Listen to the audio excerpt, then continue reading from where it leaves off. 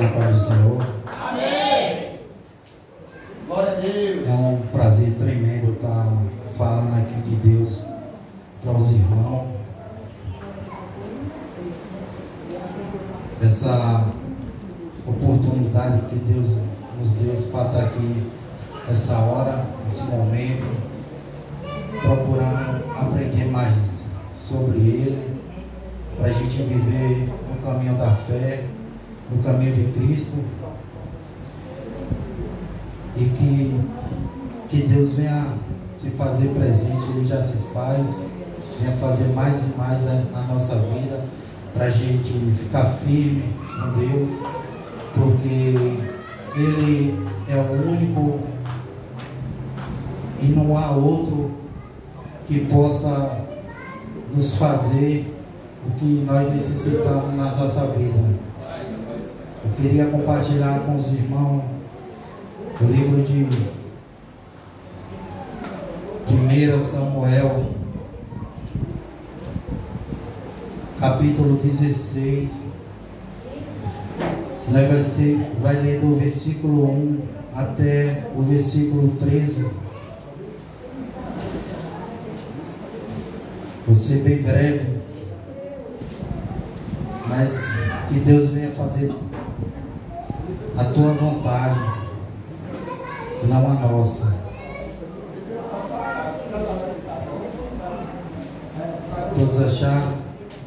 1 Samuel, versículo 16, capítulo 16, versículo 1 até o 13.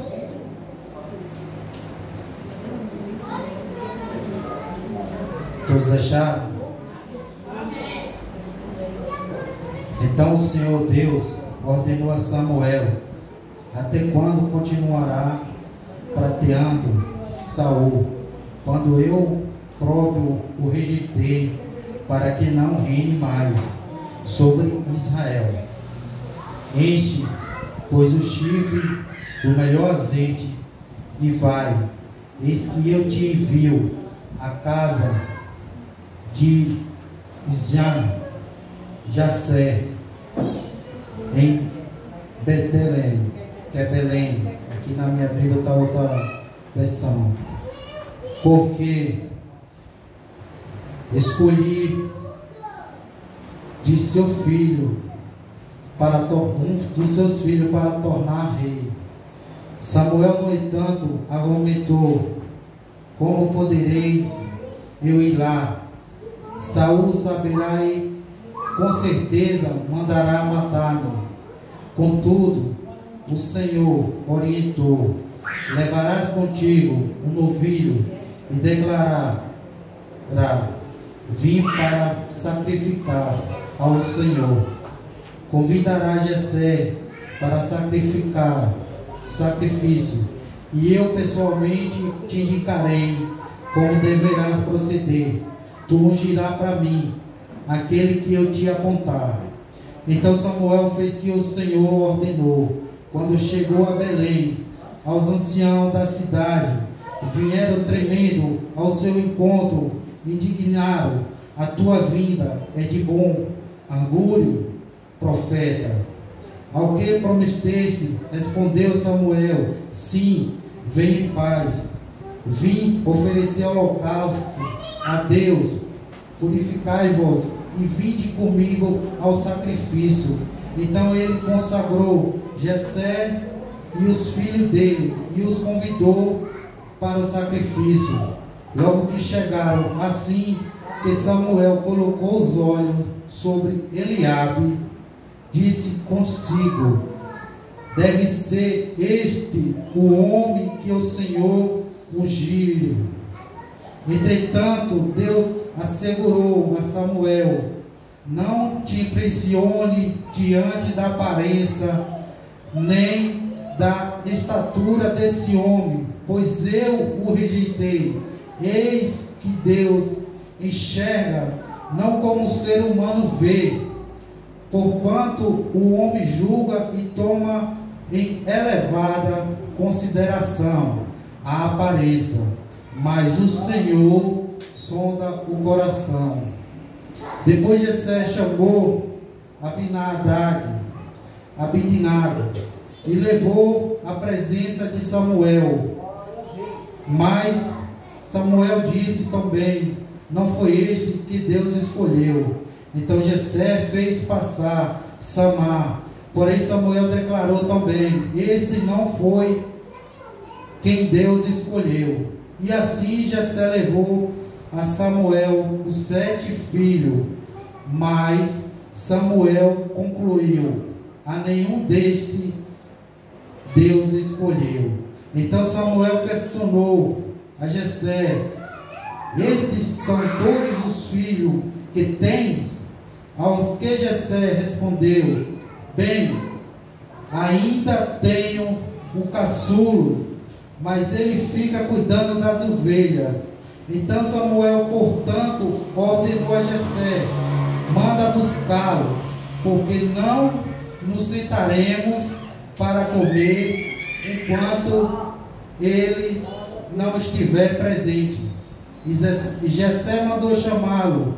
Era ruivo, de belos olhos, saudável e admirável aparência. E Deus afirmou: levante e unge, é ele. E Samuel apanhou o chifre que estava repleto do melhor azeite e ungiu na presença de seus irmãos. E a partir daquele dia o Espírito de Deus assentou-se em Davi, e Samuel retornou para Ramá. Aleluia, glória a Deus. Aqui, irmão, com o chamado de Davi, Deus não estava mais gostando da vida que o rei Saul estava levando, o jeito que ele estava contornando o povo de Israel. E Deus começou a se irar, a chegar ao ponto de rejeitar o mandato de Saul, e chamou Davi para ser o rei de Israel.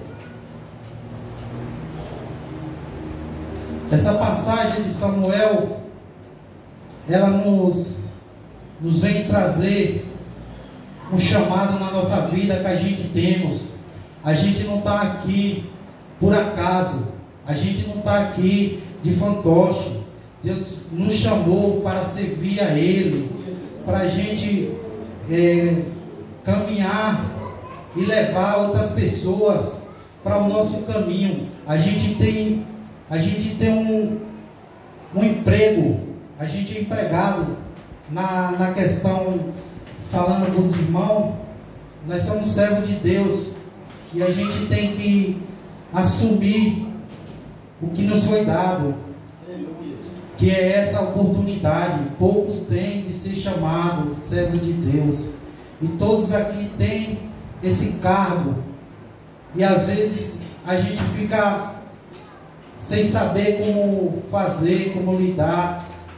Às vezes a gente chega no culto desse maravilhoso e a gente fica preocupado. Será que os pastores estão lá? Será que tem alguém importante? Será que tem alguém para nos auxiliar? A gente precisa, irmão, de alguém que nos auxilie, mas o maior é Deus. O foco de cada um aqui é buscar a presença de Deus, é servir a Deus, e não vir a servir a seres humanos, porque Ele sim é o seu refúgio, a sua fortaleza. É Ele que faz você viver, é Ele que faz você ter suas coisas, é Ele que faz ter sua saúde. Não é ninguém que vai te dar, porque Deus te ungiu para a gente fazer a obra dele, e a gente só depende da direção de Deus. É Ele que nos abençoa, Ele nos unge para a gente estar aqui. A gente somos ungidos por Deus. Por isso, irmão, Davi, Ninguém olhava para Davi como um guerreiro, como um rei, mas aparentemente, dos olhos do ser humano, às vezes cada um de nós não representa nada, mas sim para Deus. É Ele que é o necessário, é Ele que tem que olhar para a gente e falar assim: esse é um vaso meu, é esse que eu quero usar. Pode ser pequeno, pode ser feio, pode ser de qualquer maneira, pode entrar aqui quebrado, mas eu faço um vaso novo. É eu que quero, é eu que tenho o poder, é Ele que faz as coisas na nossa vida. Às vezes a gente tem um cargo tão importante na nossa vida e a gente fica com medo, ou senão a gente fica sem querer fazer a obra do Senhor. Mas vocês foram chamados para fazer a obra do Senhor, e Ele vai encaminhar vocês, é Ele que vai distribuir o que vocês têm que falar, o que vocês têm que fazer. A gente não tem que ficar se argumentando: se os pastores não virem, não tem culto. Tem sim, porque o que vocês vêm buscar está aqui, que é a presença de Deus. Deus está aqui. Quando se fala que enquanto um ou dois estiver reunido em nome do Senhor, Ele se faz presente, duas pessoas já cultuam o Senhor. Não precisa da gente ficar: o irmão não veio, desanimar. Não desanime, porque é a presença do Senhor que a gente está aqui para buscar. Em 1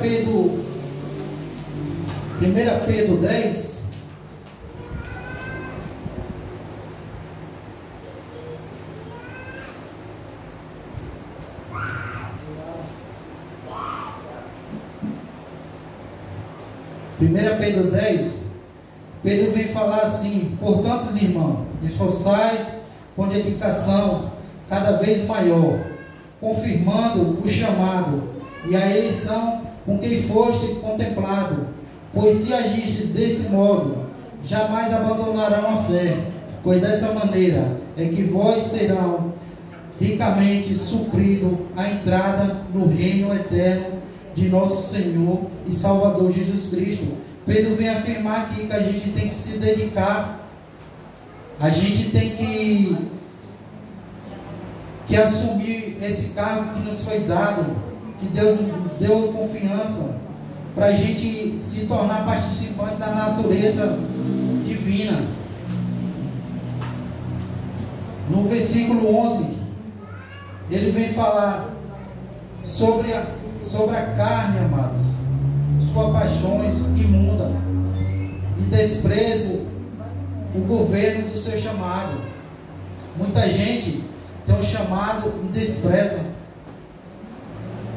mas eu venho falar aqui para os irmãos: não desprezem um chamado tão maravilhoso que muitos estão aí fora e não conseguem voltar para a presença de Deus, porque a vida da carne lá fora é tão imunda que elas não levam mais ainda para o fundo do poço.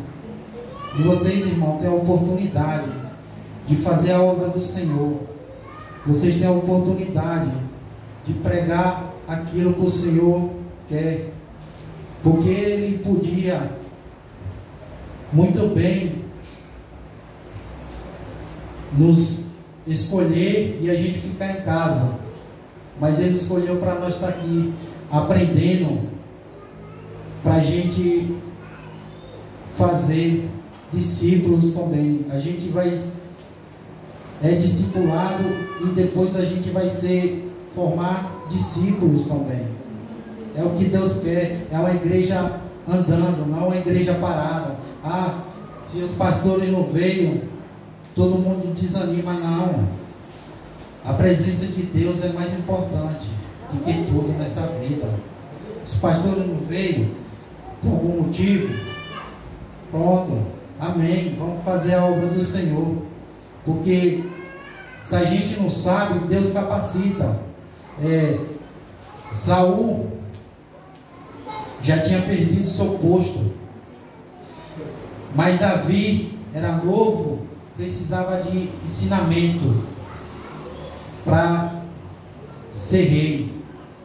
E Deus enviou, tirou o espírito que estava em Saul e passou para Davi, e botou um espírito de Saul que atormentava ele. Se vocês pensam que vocês estão aqui à toa, não estão não. Escuta essa para vocês prestar atenção e começar a fazer a obra do Senhor. Deus poderia ungir Davi rei e levar ele ao topo, mas Jesus fez o quê? Deus fez Davi e ficar ao lado de Saul para aprender a como lidar com o povo de Israel, como aprender como reinar, como era a vida de um rei, o que o rei teria que fazer. A mesma coisa a gente tem aqui. A gente tem os pastores para estar nos orientando, tem os pastores para estar dando direção, para que esse momento pode chegar na vida de qualquer um, e eles não estiverem aqui, mas a gente está aqui continuando com a obra do Senhor, que é o que Ele quer. A gente não pode ficar parado, estacionado, dependendo só deles, porque se fosse para depender só dos pastores, a gente nem precisaria estar aqui. Ele é na casa da gente. A gente está aqui para aprender a fazer a obra do Senhor. Paulo vem falar em Efésios.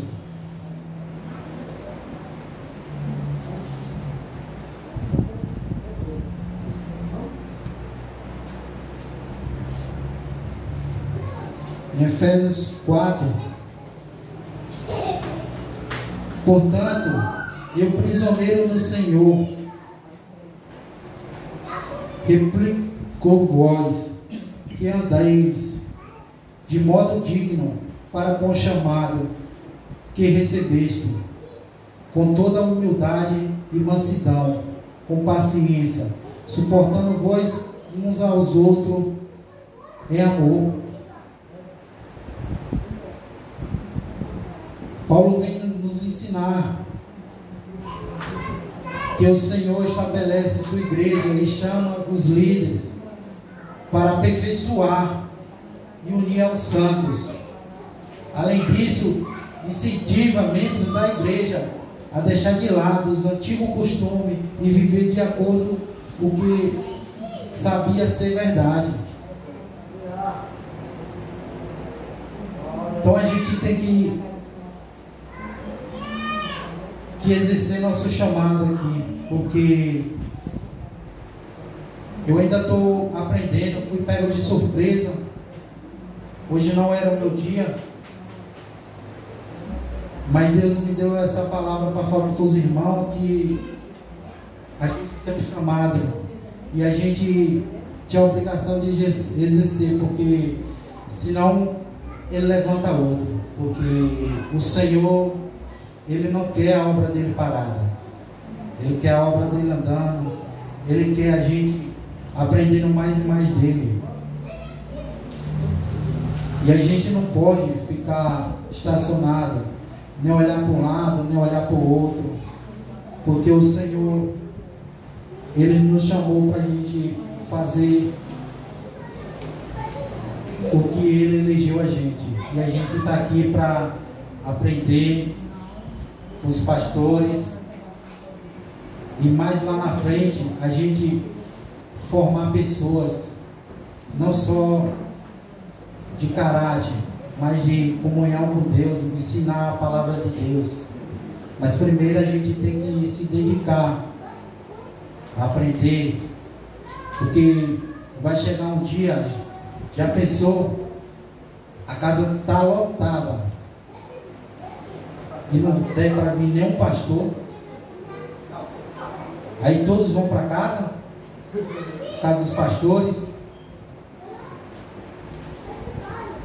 Então, irmão, essa palavra eu deixo aqui para a gente meditar, é para mim também, porque eu estou aprendendo, tenho 7 meses de convertido, sei que a luta não é fácil, a luta é difícil, a gente vive num mundo que não há outra coisa a não ser buscar a face de Deus, porque essas coisas que estão no mundo aí não tem jeito. A gente tem que morrer para esse mundo e viver para Deus, porque essas coisas do mundo não prestam. Ontem eu estava conversando com um colega meu.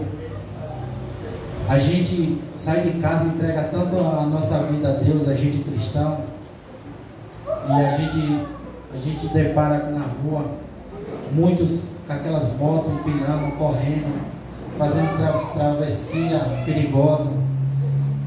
A gente está procurando a vida e eles estão procurando a morte. É triste esse mundo lá fora. E a gente tem esse chamado, a gente tem esse acolhimento de Deus, Ele nos livra. A gente vive num mundo que a seta, ela está em todo lugar, está em todo momento na nossa vida. Só que Deus, Ele nos livra disso tudo. E a gente está aqui para aprender, saber mais um pouco sobre Deus e viver o sobrenatural dele. Todo dia eu peço a Deus que, por pouco tempo que eu tenho de convertido, que Ele venha me dar sabedoria divina, terrena não, porque a sabedoria terrena não vale a pena de nada, não tem nada de bom, mas é divina, que nem a sabedoria de Daniel, que ele enxergava o mundo espiritual.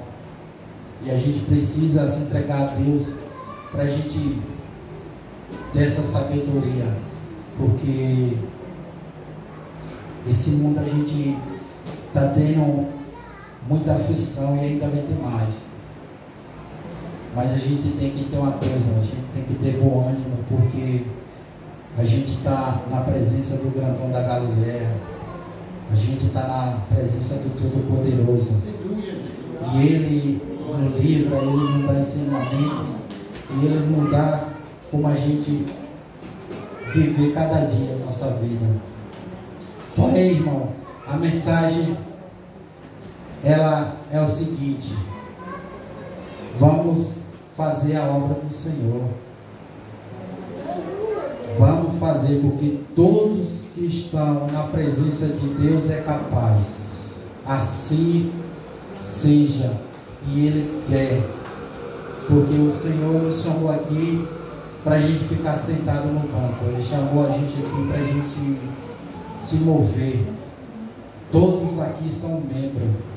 Todos aqui são um pedaço do corpo da igreja. Todos aqui são úteis. Tem gente que fala assim: ah, não consigo. Se dedique, se esforçai, porque conseguirá. E eu agradeço a minha oportunidade. Peço aos irmãos que me